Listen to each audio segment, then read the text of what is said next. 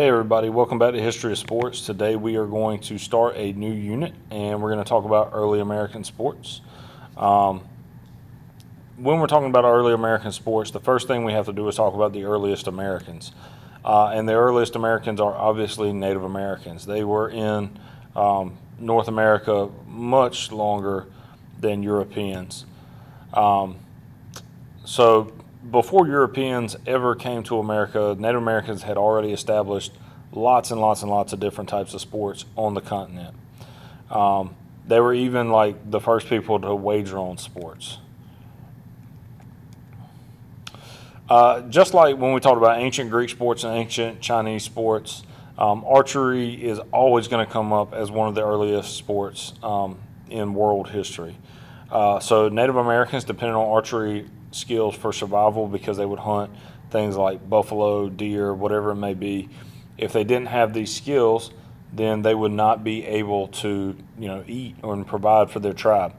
The Sioux tribe on the western plains of America used to roll a hoop and try and shoot arrows through the hoop, and this developed into a sport for them. So much like people shoot targets today for practice, they would make a hoop out of wood and roll the hoop and try and hit a moving target, which would simulate shooting, some type of game animal.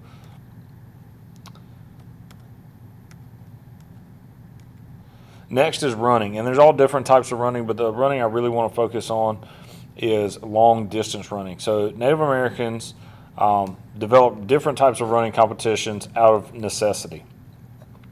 They ran to deliver news, to deliver goods, to deliver food. And there was even one time when, well, I'll tell you in just a second. So Iroquois runners could cover up to 240 miles in just 3 days. That is really, really impressive. There's not many people that could do that today. It took just a tremendous amount of stamina to be able to run that far that quickly. So in Central America, King Montezuma knew the news of Hernan Cortez in just 1 day. He lived 260 miles from where Cortez landed, and what they would do is they would run, 10 to 20 miles to an outpost, tell another tribe. That tribe would run, another 10 to 20 miles, and so the news would travel fast, and they were able to create a communication system based on running. Here's something you definitely need to write down. The Pueblo tribe, which is located in modern-day New Mexico, was able to overthrow their Spanish overlords by running messengers to coordinate attacks. So basically what would happen is the Pueblos would figure out where the Spanish were going to be, and then they would send a runner off to tell whatever their army commander, wherever he may be, to tell them where the Pueblos were, and then they would run to a spot to give them an advantage in a battle. And so through running, they went from place to place to place and were able to fight in advantageous situations. So they had early competitions that involved running while kicking a ball or a stick. They would go all the way, as far as 25 miles away. For whatever reason, they believed that this could improve fertility. So oftentimes, if someone was unable to have children, they would tell them to run and kick a stick. I don't necessarily know the thinking behind it, but that's something that they would do. It's still a large part of Native American culture today, and I would really, really encourage you to watch this presentation. Go to this presentation in the modules on Canvas. Click on this link. This is about a 20-minute video on the Hopi runners and how they run today. It's really, really impressive. It talks about how the geography of their area in the Hopi Reserve, how it benefits runners so much. And this coach that they're going to talk about has won like 25 consecutive state championships in cross country. It's really, really amazing, and it's a great video to watch. Horse riding becomes real big. After Christopher Columbus's arrival in 1492, horses are introduced to Native Americans. Not a lot of people know this. Horses are not native to North America. They were actually brought over by the Europeans. But the Native Americans really kind of revolutionized how to ride a horse. They viewed the horses as sacred animals and cherished them as prized possessions. The natives of opposing tribes would often have horse races for 4 to 5 miles, which is not a tremendous distance for a horse to run. May seem like a kind of long race for a person, but for a horse, that's not really all that far. Races became really well organized, and they were built to define distances. And so as a part of these defined distances, gambling becomes a huge part of horse racing. And gambling is still a huge part of horse racing today. If you have ever watched like the Kentucky Derby, gambling is, kind of the centerpiece of the horse race.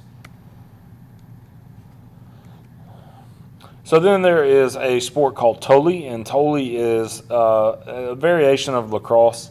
It's kind of like field hockey mixed with lacrosse. It involves tripping and tackling. So there's like some football, American-style football involved, where you can actually hit the person who has the ball and try and knock the ball loose. This sport increased as settlers got involved with Native Americans. Again, go to the presentation, watch this video. It's only about a minute, maybe 2 minutes long, but it's a good example of what Tole is.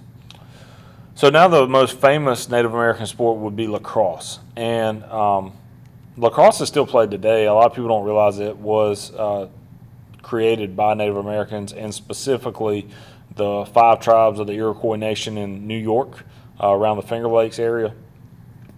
Lacrosse was treated like a magical, religious, and ritualistic event or activity.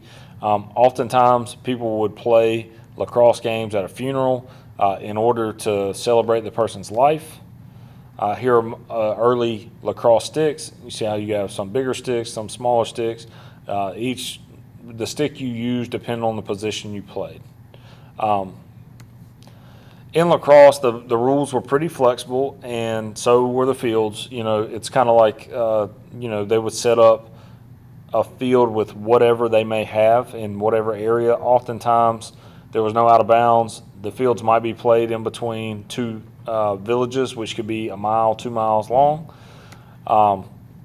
There could be as many as like 500 people playing at the same time, and the only real rule was that you had the same amount of people. So you can play everywhere, but if one side's got 500 people and the other side has 500 people, then you're playing with 500 people. And so here's a picture of how it could be.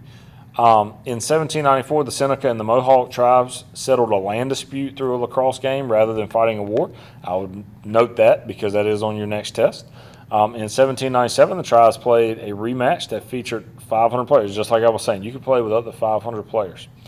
I would, again, watch these videos. They kind of give you an idea of what ancient lacrosse was like and how it compares to modern-day lacrosse.